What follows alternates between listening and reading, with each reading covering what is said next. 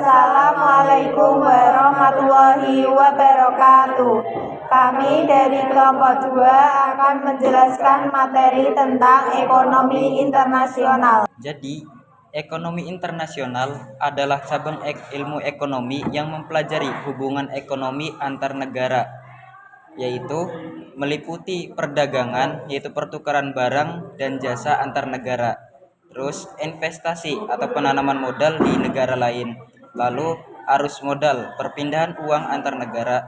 Terus kebijakan ekonomi internasional, yaitu aturan dan perjanjian yang mengatur hubungan ekonomi antar negara. Salah satunya contohnya yaitu bea cukai. Intinya, ekonomi internasional adalah tentang bagaimana negara-negara berinteraksi dalam ekonomi global.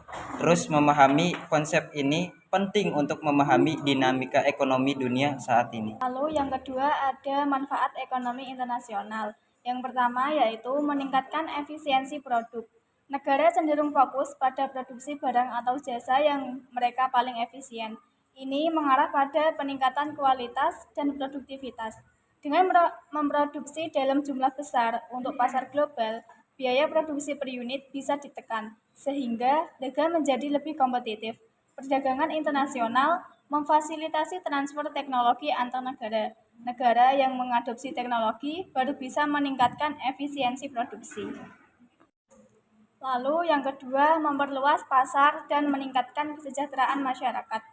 Ekspor meningkatkan pendapatan negara yang dapat digunakan untuk meningkatkan kesejahteraan masyarakat melalui pembangunan infrastruktur, pendidikan, dan layanan kesehatan. Konsumen memiliki akses ke lebih banyak pilihan produk dari berbagai negara, meningkatkan kualitas hidup dan kepuasan konsumen.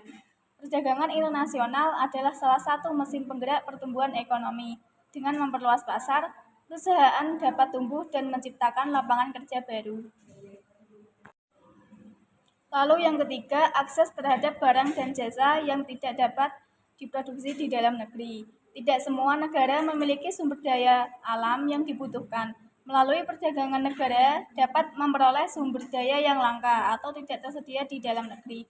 Beberapa produk mungkin memerlukan teknologi atau keahlian khusus yang tidak dimiliki oleh suatu negara. Perdagangan memungkinkan negara untuk mengimpor produk-produk tersebut. Selanjutnya yaitu faktor pendorong dalam perdagangan internasional. Yang pertama yaitu perbedaan sumber daya alam dan tenaga kerja.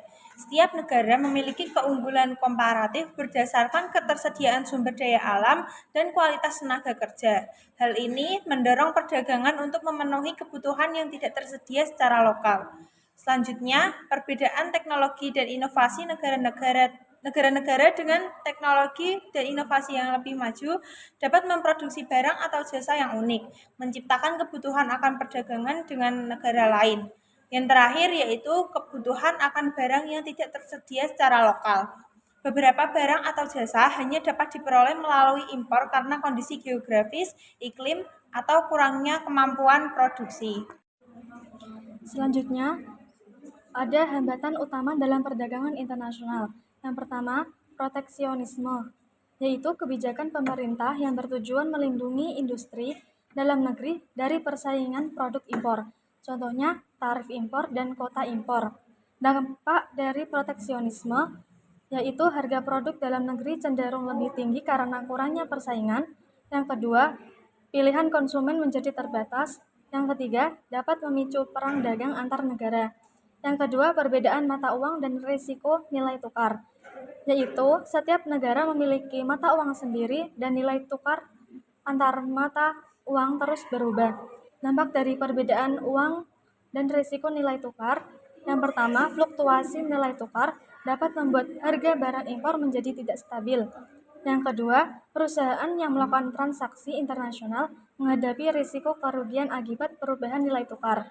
Yang ketiga, masalah politik dan hubungan diplomatik, yaitu konflik politik, sanksi, dan kebijakan pemerintah yang diskriminatif dapat menghambat perdagangan. Dampak dari masalah politik dan hubungan diplomatik yaitu yang pertama, pembatasan perdagangan terhadap negara tertentu. Yang kedua, ketidakpastian dalam hubungan bisnis internasional. Selanjutnya yaitu globalisasi dan ekonomi internasional. Globalisasi mempercepat pertukaran barang, jasa, dan investasi antar negara, namun dapat menyebabkan ketimpangan ekonomi seperti memperbesar kesenjangan antara negara maju dan berkembang, dan juga dapat merusak lingkungan seperti eksploitasi sumber daya alam yang berlebihan dan pencemaran lingkungan. Yang terakhir, kesimpulan, ekonomi internasional sangat penting untuk perkembangan ekonomi suatu negara. Negara kerjasama internasional dapat meningkatkan kesejahteraan global.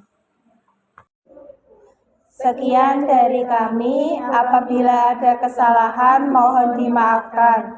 Terima kasih. Wassalamualaikum warahmatullahi wabarakatuh.